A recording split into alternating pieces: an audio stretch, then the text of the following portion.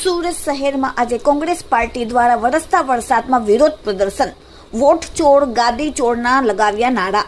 અખિલ ભારતીય રાષ્ટ્રીય કોંગ્રેસ સમિતિ એઆઈસીસી અને ગુજરાત પ્રદેશ કોંગ્રેસ સમિતિ પીસીસીના આદેશ અનુસાર આજે વોટ ચોર ગાદી છોડ મુદ્દે વિશાળ ધરણાનું આયોજન કરવામાં આવ્યું હતું।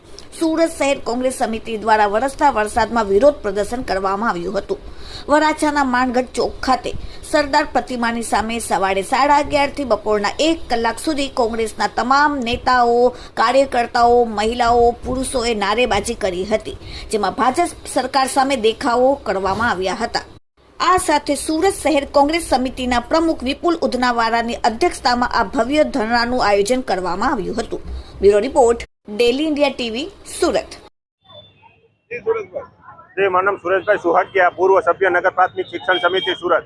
આજરોજ સુરત શહેર જિલ્લા કોંગ્રેસ સમિતિ દ્વારા મિની બજાર માનગઢ ચોક ખાતે વિશાળ ધરણા પ્રદર્શનનો કાર્યક્રમ રાખવામાં આવેલ છે। કારણ કે જે પ્રમાણે અત્યારે લોકશાહીનું હનન કરવામાં આવી રહ્યું છે, લોકતંત્ર ઉપર જે પ્રમાણે હુમલા ભારતીય જનતા પાર્ટી દ્વારા કરવામાં આવેલા છે, તેની વિરુદ્ધમાં આજરોજનો આ કાર્યક્રમ છે। કારણ કે માનનીય વિરોધ પક્ષના નેતા અને યુથ આઇકોન એવા રાહુલ ગાંધીજી દ્વારા જે પ્રમાણે ચૂંટણી પંચને તમામ ડેટા આપવામાં આવેલા છે કે આ પ્રમાણે વોટ ચોરી થાય છે, એક વિધાનસભાની અંદર 1 લાખ વોટો જે પ્રમાણે ગેરકાયદેસર રીતે ઉમેરવામાં આવી રહ્યા છે, વારંવારની રજૂઆતો છતાં પણ ચૂંટણી પંચ દ્વારા કોઈ પણ પ્રકારની કામગીરી કરવામાં નથી આવી રહી।